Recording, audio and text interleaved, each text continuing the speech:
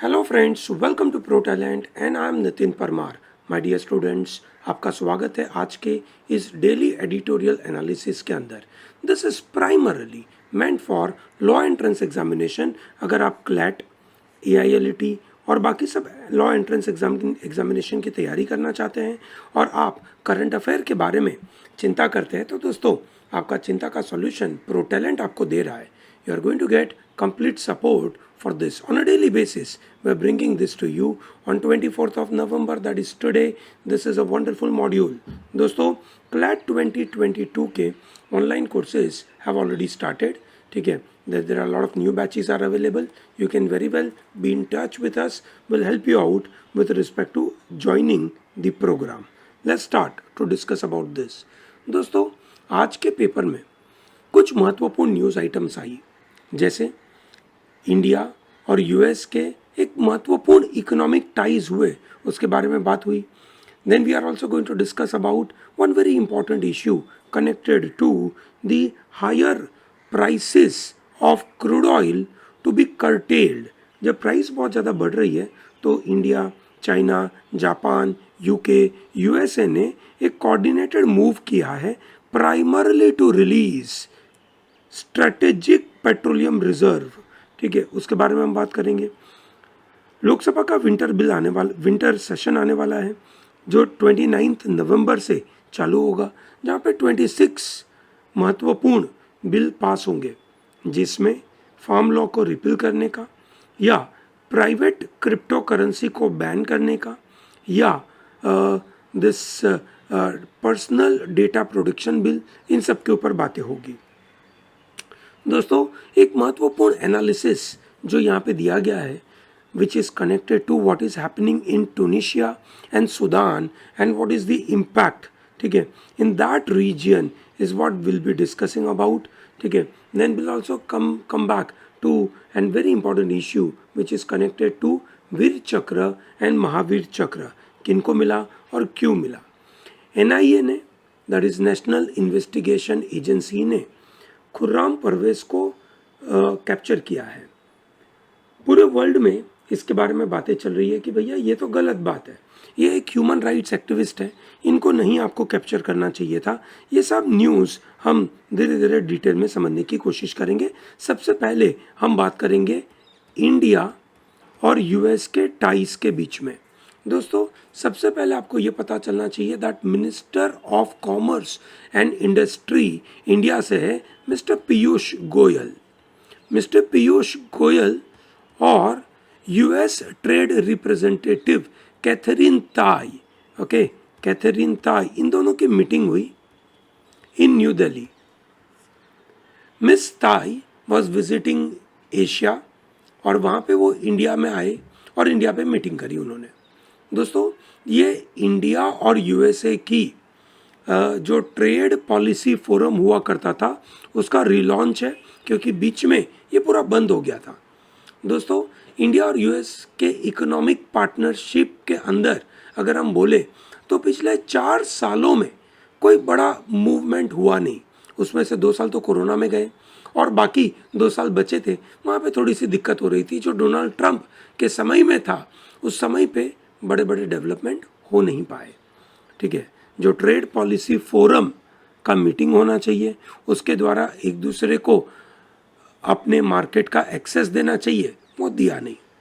दोस्तों ये जो हाई लेवल की मीटिंग हुई उसमें मार्केट एक्सेस के बारे में जब बात किया गया तो इंडिया को अपने मैंगोस, ग्रेप्स और पोमोग्रेनेट्स के लिए बड़ा USA मार्केट मिलेगा, वाइल USA को उसके सामने चेरीज, पॉर्क प्रोडक्ट्स और एक इसे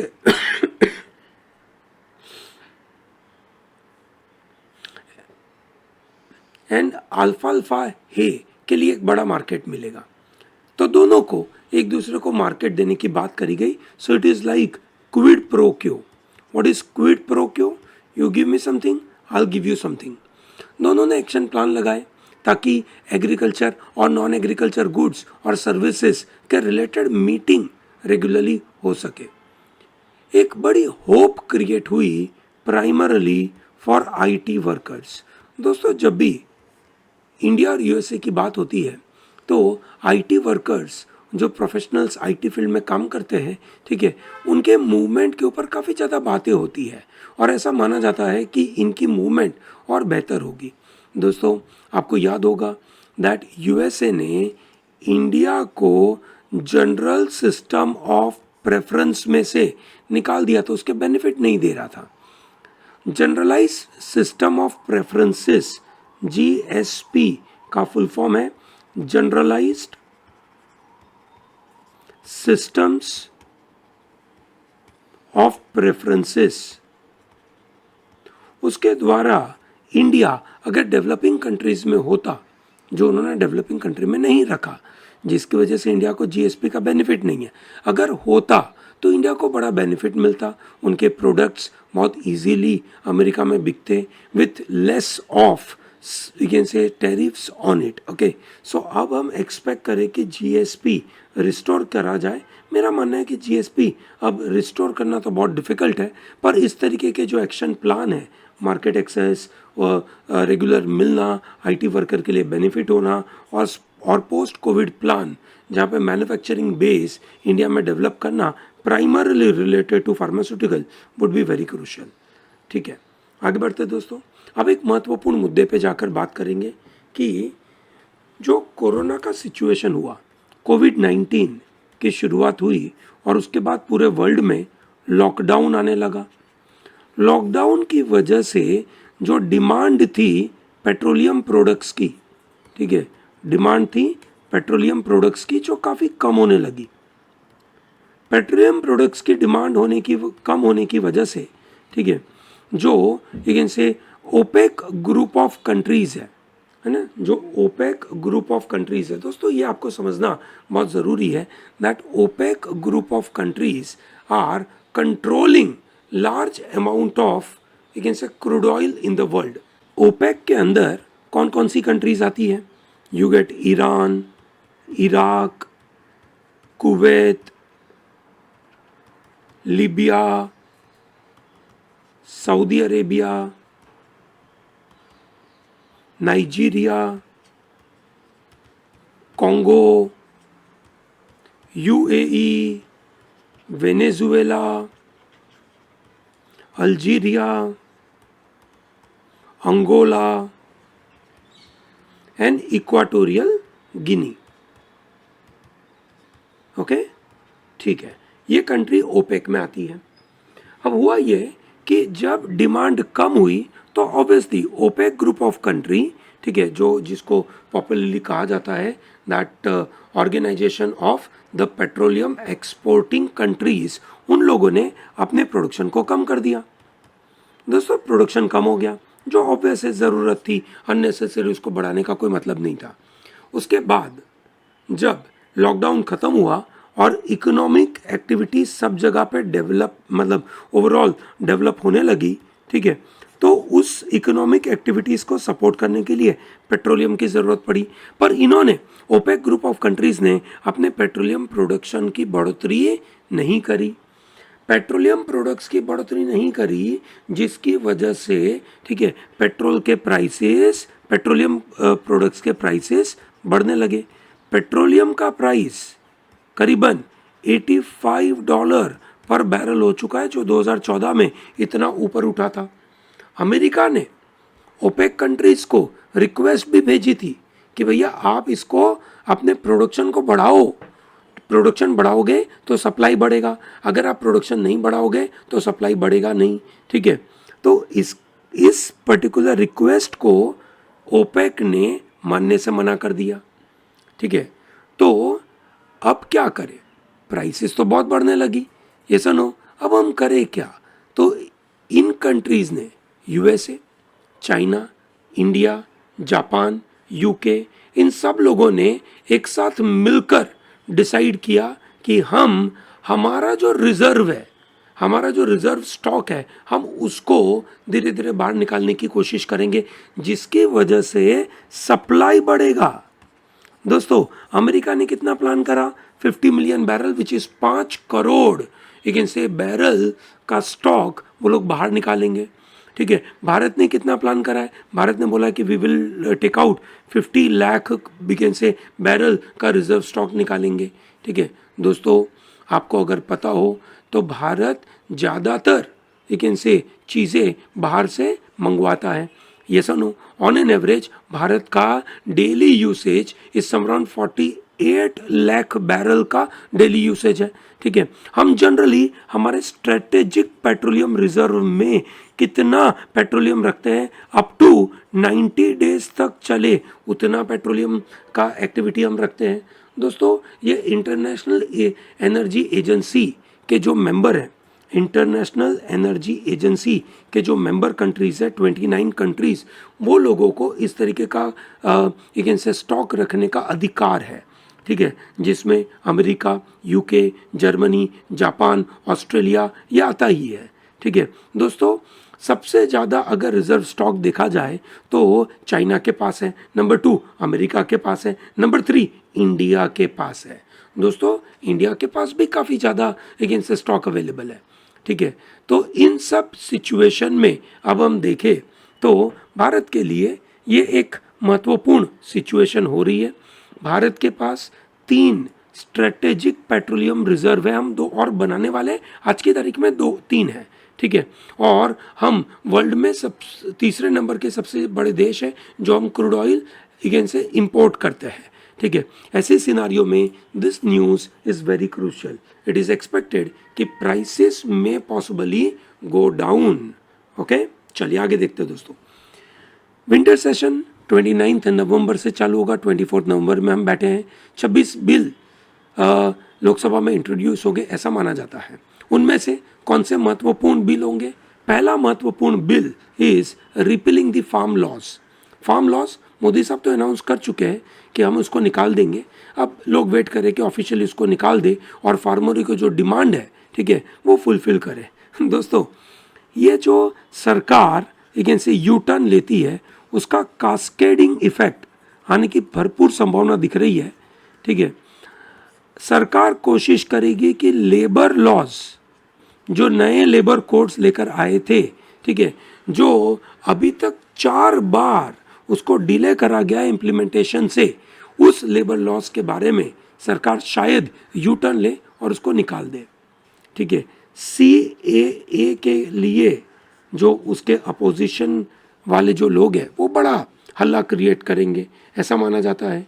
ये सुनो, तो सरकार के ऐसे कुछ लॉज जो लोगों को परेशान करते हैं उसको वापस लिया जा सकता है। ठीक है, शायद कुछ महानुभाव तो ये भी बोल दे कि डिमोनेटाइजेशन भी वापस ले लो, हमारे सब पैसे वापस करो। हालांकि ऐसा होने वाला नहीं है, बट एनीवे एक और नया बिल आने वाला है which is extension of tenure of CBI and enforcement directorate के चीफ का एक्सटेंशन, जो 2 साल से 5 साल का कर दिया। ठीक है, ऑर्डिनेंस के द्वारा किया गया था। ठीक है, अब इसको लॉ के द्वारा पास तो करना ही पड़ेगा। Similarly another bill which is going to come is called crypto currency and regulation of official digital currency. ये बहुत इंपॉर्टेंट होने वाला है। ठीक है दोस्तों, इसके द्वारा there is a possibility of banning all private players in the field of cryptocurrencies, which means भैया अगर आपके क्रिप्टो करेंसी में पैसे पड़े हो तो जल्द से जल्द निकाल दीजिए, क्योंकि अगले कुछ दिनों में एक ऐसे कहानी बिगड़ने वाली है। बिल्कुल ध्यान रखना, आपके पैसे डूब जाएंगे, बिल्कुल ध्यान रखना। फाइनेंस मिनिस्ट्री एकदम टाइट लिप्ड है, एक दिन बिल्कुल खुलेआम लोकसभा में अनाउंस करके मतलब तुरंत ऑन द स्पॉट उसको बैन कर देगी और ये जितनी भी कंपनियां हैं उनकी हालत बिगड़ जाएगी। ये सुनो, अगर आपके पैसे पड़े तो बिल्कुल ध्यान रखना, वो निकाल देंगे। हावेवर क्रिप्टो करेंसी के पीछे जो ब्लॉकचेन टेक्नोलॉजी है उसको चालू रखने के लिए रिजर्व बैंक अपनी खुद की ऑफिशियल डिजिटल करेंसी लेकर आएगा, ऐसा कुछ बातें चल रही है। Okay, is this very clear? दोस्तों, फार्म लॉज के बारे में एक इनसे रिपोर्ट, एक पैनल बनाई गई थी और पैनल ने अपना एक रिपोर्ट इनसे प्रेजेंट किया था और पैनल ने अपना रिपोर्ट दिया था सुप्रीम कोर्ट को। अब पैनल सुप्रीम कोर्ट को अर्ज कर रही है कि प्लीज़ उस रिपोर्ट को पब्लिक में खुलेआम बता दीजिए, it will be good. Okay, चलिए आगे बढ़ते दोस्तों, ये बहुत महत्वपूर्ण मुद्दा अभी यहाँ से डेवलप हो रहा है। आपको पता होगा सूडान में एक मिलिट्री कू हुआ था। कू का मतलब होता है एक मिलिट्री एक्शन के द्वारा गवर्नमेंट अपने कंट्रोल में ले लेना। It was not only in Sudan but also in Tunisia, it took place in Tunisia also. तो आज हम बात करने वाले हैं इन दो कंट्रीज में आज की तारीख में क्या सिनारियो है, टूनिशिया और सूडान। दोस्तों आपको पता होना चाहिए Tunisia was at the helm of the democratic setup in Arab countries.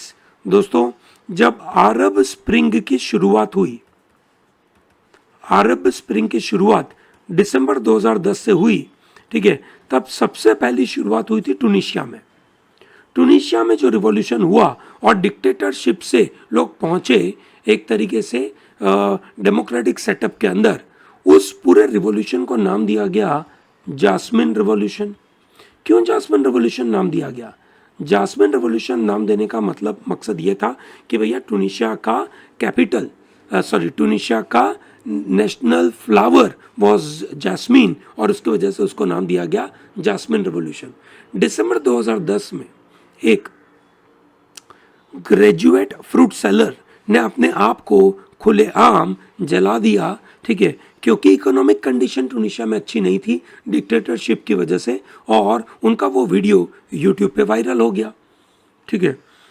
तो भैया वो जब यूट्यूब पे वीडियो वायरल हो गया, ठीक है, तो सब लोग रास्ते पे आए और लोगों ने डिमांड करा within 6 months the people could remove the dictator and they could establish democratically elected government.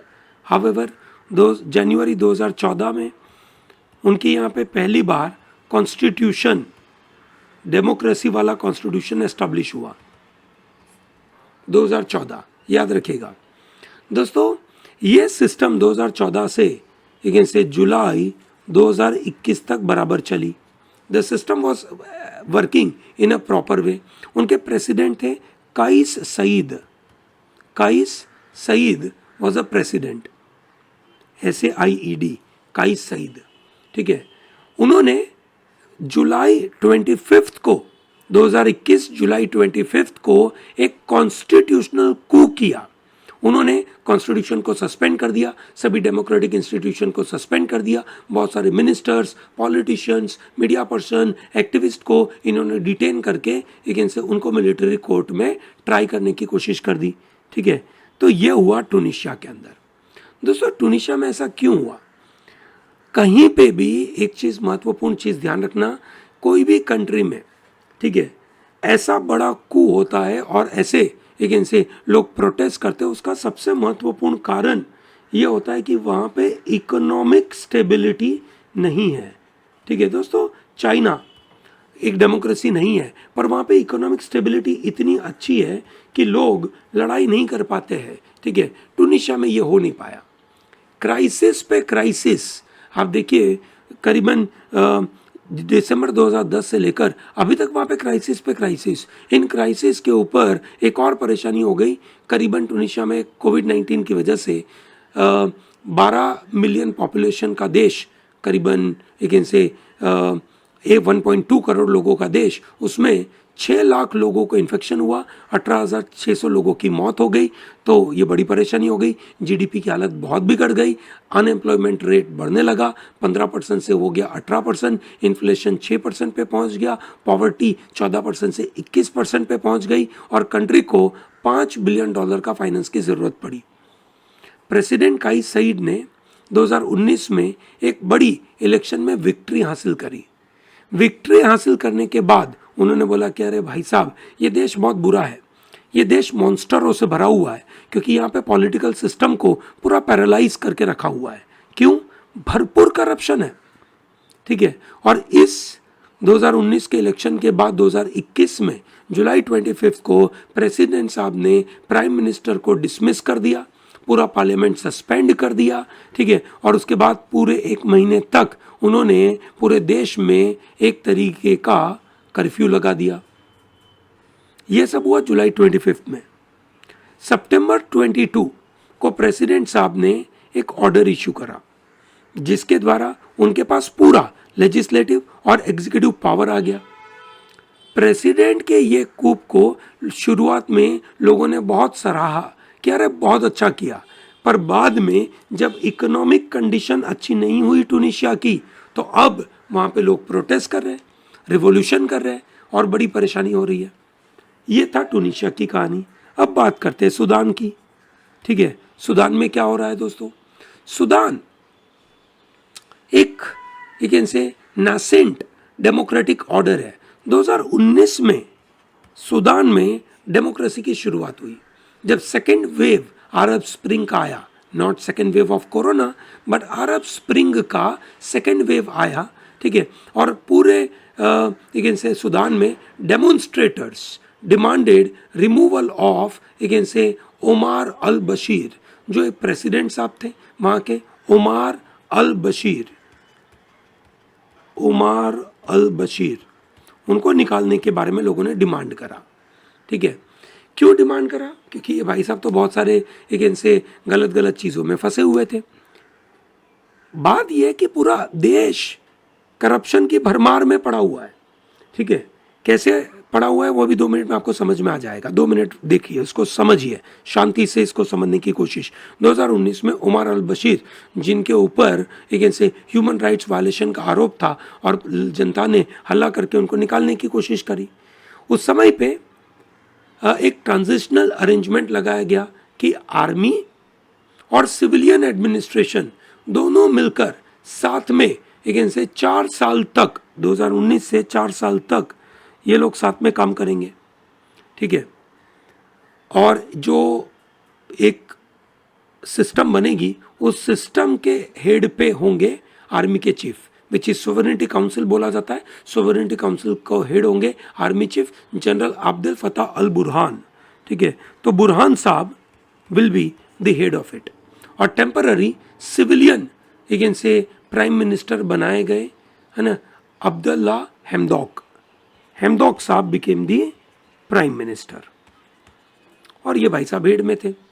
Okay दोस्तों, अक्टूबर 25 को, 2021 के अक्टूबर 25 को, ठीक है, जब से बुरहान साहब को अपनी मिलिट्री का रूल से सिविलियन रूल में जाना था और पूरा पावर हेमदौक साहब को देने वाले थे। ठीक है, उसके 1 महीने पहले उन्होंने इमरजेंसी घोषित कर दी। उन्होंने अब्दुल हेमदौक को हाउस अरेस्ट कर दिया, बहुत सारे मिनिस्टर एक्टिविस्ट को पकड़ के जेल में डाल दिया।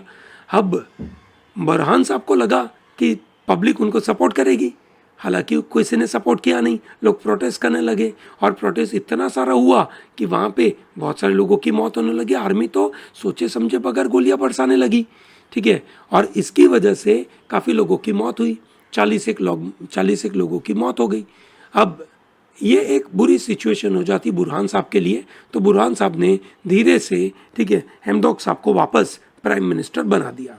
दोस्तों, मिलिट्री कू के द्वारा जो आर्मी ने, सूडान की आर्मी ने अपना कंट्रोल अपने हाथ में ले लिया था। ठीक है, तो ये एक बड़ी परेशानी की बात थी, क्योंकि ठीक है, इंटरनेशनल क्रिमिनल कोर्ट में जो ओमार अल बशीर के खिलाफ केस था, उस केस में जनरली आर्मी वॉज इन्वॉल्व्ड, ऐसा माना गया था। इनफैक्ट पूरे सूडान में बहुत सारा business is in the hand of army. Army के पास 200 कंपनियां हैं to the tune of $2 billion. और उनके जो जनरल है, जो अभी बुरहान साहब है, उनके पहले थे लेकिन से मोहम्मद हमदान दागलो। ठीक है, ये पूरा का पूरा कंट्रोल मतलब इन बिजनेसेस का करते हैं, विच मीन्स आर्मी कोई ना कोई तरीके से पूरी चीज़ अपने हाथ में लेके बैठी हुई है। आर्मी के पास बिजनेस का पावर है, जिसकी वजह से लोकल लोगों के पास इकोनॉमिक स्टेबिलिटी बन नहीं पाती, वही लोग कमाते हैं। सवाल सिर्फ क्या वो उन लोगों का इंटरनल प्रॉब्लम का है? क्या टूनिशिया में इंटरनल प्रॉब्लम और सूडान के इंटरनल प्रॉब्लम की वजह से ये लड़ाइयाँ है?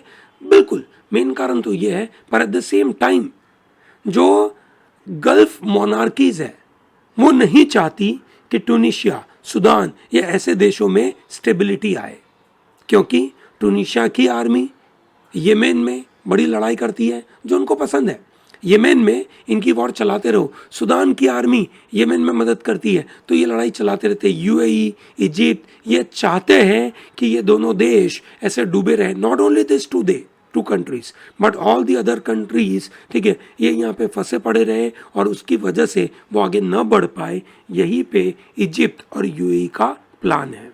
I believe this gives you complete idea.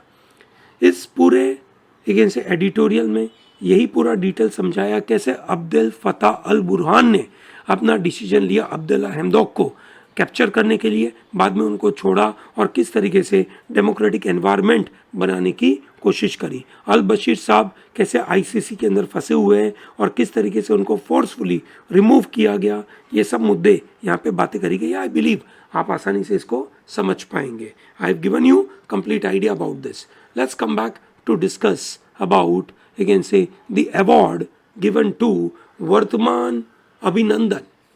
वर्तमान अभिनंदन को जो अवार्ड मिला दैट इज कॉल्ड वीर चक्र, पाकिस्तान ऐसा रिएक्ट करेगा ये तो एक्सपेक्टेड था। पाकिस्तान बोलता है कि ये तो इमेजिनरी अचीवमेंट है, इमेजिनरी अचीवमेंट के लिए आपने वर्तमान अगेन से अभिनंदन को वीर चक्र दे दिया, क्या मजाक है। पाकिस्तान तुमसे तो यही उम्मीद थी कि तुम ऐसा ही बोलोगे।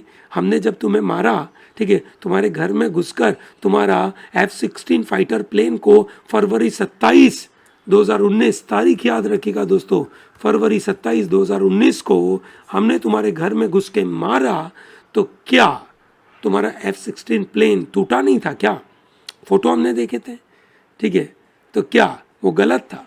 ठीक है, पाकिस्तान ने क्लेम किया दैट MiG-21 बाइजन फाइटर, जो हमारे विंग कमांडर वर्तमान अगेन से अभिनंदन थे, ठीक है, उन्होंने जो पाकिस्तान ऑक्यूपाइड कश्मीर में, ठीक है, जो प्लेन तोड़ा, ठीक है, तो वो लोग बोलते कि ना जी ऐसा हुआ नहीं है।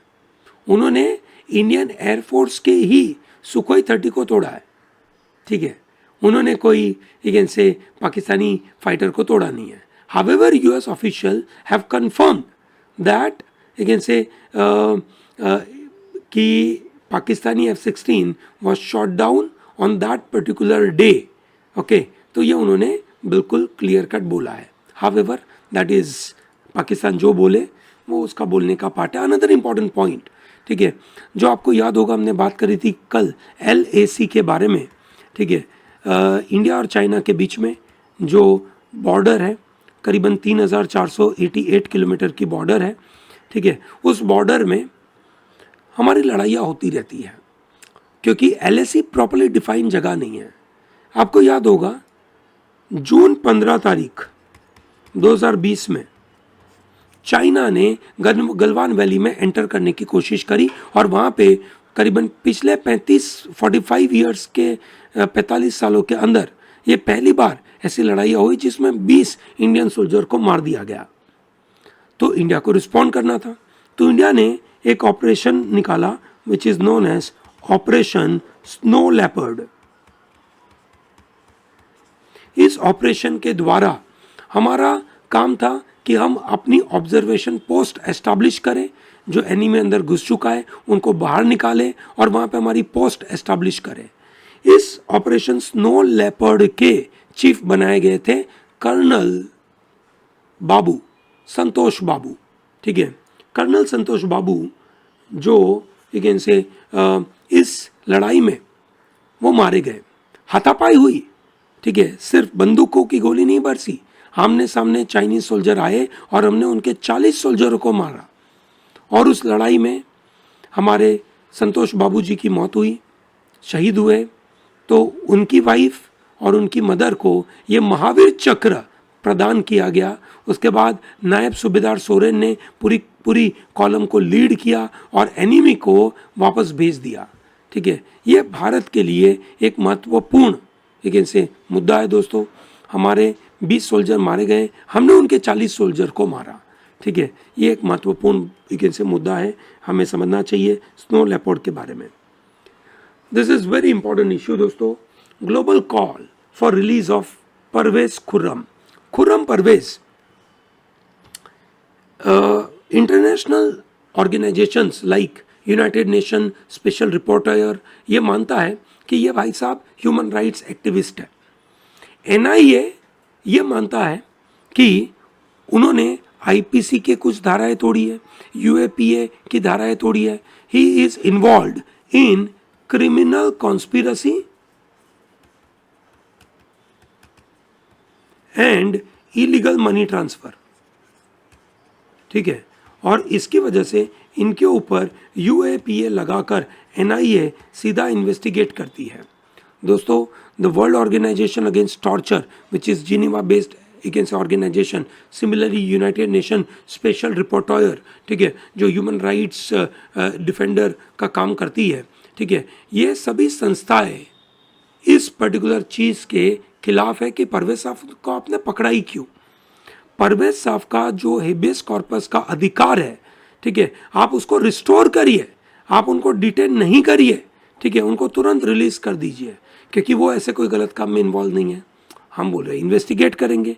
However foreign nations and western organisations are against this because उनको लगता है कि हमारे इंडिया में जब इनको कस्टडी में ले लेंगे तो बड़ा टॉर्चर होगा, ठीक है, और इसलिए ये एक महत्वपूर्ण मुद्दा। मेरे हिसाब से ये न्यूज़ हम रेगुलरली देखते रहेंगे ताकि over a period of time we get to know complete idea about this. दोस्तों, कुछ ऐसी न्यूज़ जो आपको पता होनी चाहिए, ठीक है। सुप्रीम कोर्ट नीट एस्पायरेंट, जो डिसेबल्ड नीट एस्पायरेंट थे, ठीक है, उनके अधिकारों को सुरक्षित करते हुए एक महत्वपूर्ण अपना जजमेंट दिया।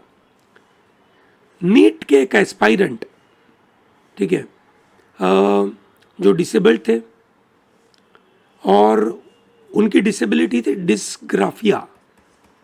क्या उनको प्रॉब्लम थी? डिस्ग्राफिया की। सो उस डिसेबिलिटी की वजह से उनको 1 घंटा ज़्यादा मिलना चाहिए, एक्स्ट्रा टाइम मिलना चाहिए। जब नीट का पेपर वो दे रहे थे तब उनको एक्स्ट्रा टाइम दिया नहीं, जो इनविजिलेटर थे उन्होंने, ठीक है, उन्होंने फोर्सिबली उनसे आंसर शीट कलेक्ट कर दी, ठीक है, उनको एक्स्ट्रा टाइम मिला नहीं। तो जस्टिस डीवाई चंद्रचूड़ ने बोला, जो एक से मिस प्रकाश थी जिन्होंने ये केस किया, उन्होंने बोला she was wrongfully deprived of compensatory time of 1 our without any fault of her own,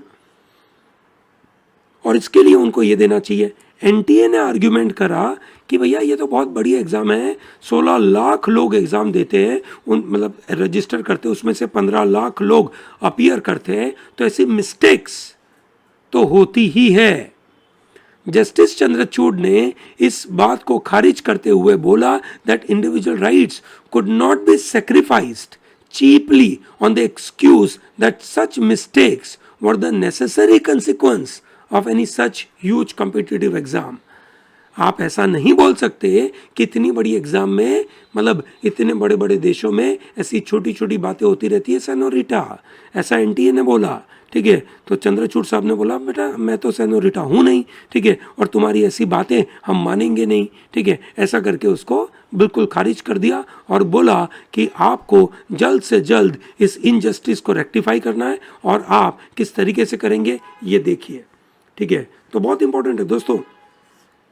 मेरे मन में ये विचार आता है कि नीट जैसी परीक्षा के अंदर लोग ऐसे केसेस कर लेते हैं, ठीक है, पर क्लैट जो लॉ एंट्रेंस की एग्ज़ाम है, ठीक है, वहाँ पे ऐसे केसेस हो नहीं पाते हैं, ठीक है। क्या कारण है नहीं हो पाते हैं? I don't know. स्टूडेंट्स जो लॉ की तैयारी कर रहे हैं, ठीक है, वो शायद इतने लंबे समय तक लड़ाई करने के लिए तैयार नहीं है, तो भैया अच्छी बात नहीं है, ठीक है। मुझे लगता है कि करना चाहिए, ठीक है। अब मुझे लगता है कि अभी जो नया सिस्टम डेवलप हुआ है उस सिस्टम के द्वारा तो काफ़ी टाइम मिलेगा बच्चों को प्रोटेस्ट करने के लिए। ये न्यूज़ का मैं कब से इंतज़ार कर रहा था कि ऐसा कोई करे। भैया एनएसओ जो इजराइल की बॉडी है, ठीक है, वो पेगासस सॉफ्टवेयर बनाती है और वो सॉफ्टवेयर है ना अलग अलग कंट्रीज परचेज करती है और वो सीधा लोगों के एक से फ़ोन में जाकर एक से छुप के बैठ जाता है। तो क्या उस समय पे ये जो बड़ी बड़ी मोबाइल मैन्युफैक्चरिंग कंपनीज है या सॉफ्टवेयर की कंपनियां हैं, क्या वो सीधा एनएसए के ऊपर एक ऐसे केस क्यों फाइल नहीं करती? एप्पल ने स्यू कर दिया इजरायली स्पाईवेयर मेकर को कि तुम हमारे एक ऐसे सॉफ्टवेयर में, हमारी सर्विस, हमारे डिवाइसेस में हमें पूछे बगैर कैसे घुस सकते हो, this is really not okay, ऐसा तुम नहीं कर सकते, और ये एक इनसे हमारे एक इनसे लिए बुरी बात है, ठीक है, हमें नुकसान हो रहा है और ये नुकसान की वजह से तुम्हें भरपाई करना पड़ेगा, ऐसा उन्होंने बोला, which I believe is very important issue, ठीक है। Okay great. सिमिलरली FAO का एक मज़ेदार सा न्यूज़, ठीक है, FAO फूड एग्रीकल्चर ऑर्गेनाइजेशन ये बोलता है कि भैया countries must be ready for future shock, ठीक है। दोस्तों कोरोना के टाइम पे हमने देखा कि जो एग्रीकल्चर फूड सिस्टम थी वो पूरी एक्सपोज हो गई और बहुत सारे लोग भूखे मरे, और लोग बहुत सारे भूखे मरे इसकी वजह से, ठीक है, बड़ी दिक्कत हो गई। दोस्तों आपको याद होगा 2020 का नोबेल पीस प्राइज़ किसको मिला है, बताइए, इसके साथ ही कुछ कनेक्टेड है, ओके प्लीज़ बताइएगा। 2021 का तो आपको पता ही है, ठीक है, पर 2020 का नोबेल पीस प्राइज़ किसको मिला?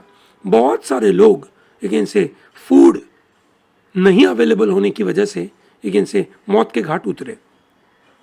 क्यों? बड़ा डिसरप्शन हो गया, और ये डिसरप्शन क्यों हुआ? क्योंकि एग्रीकल्चर मतलब ऐसे फूड शॉक हो गए, और ऐसे फूड शॉक अगर होते हैं तो बड़ी दिक्कत हो जाती है। दोस्तों आपके लिए एक होमवर्क का पॉइंट मैं आपको दूंगा, which is draft data production bill के बारे में बहुत ही डिटेल में यहाँ पे समझाया गया है। मुझे लगता है कि ये बहुत महत्वपूर्ण मुद्दा है, आपको इसको पढ़ना चाहिए, ठीक है। ग्रेट दोस्तों, सो विद दिस हम कंप्लीटिंग दिस मॉड्यूल। ये मॉड्यूल आपको बहुत पसंद आया होगा, ऐसा मेरा मानना है। अगर आपको ये पसंद आता है तो आप कमेंट सेक्शन में एक इनसे बताइए, और इस वीडियो को लाइक ज़रूर करिए, ठीक है। हमारे चैनल को सब्सक्राइब करिए and tell to large number of people to be part of pro talent. Okay, thank you and have a good day.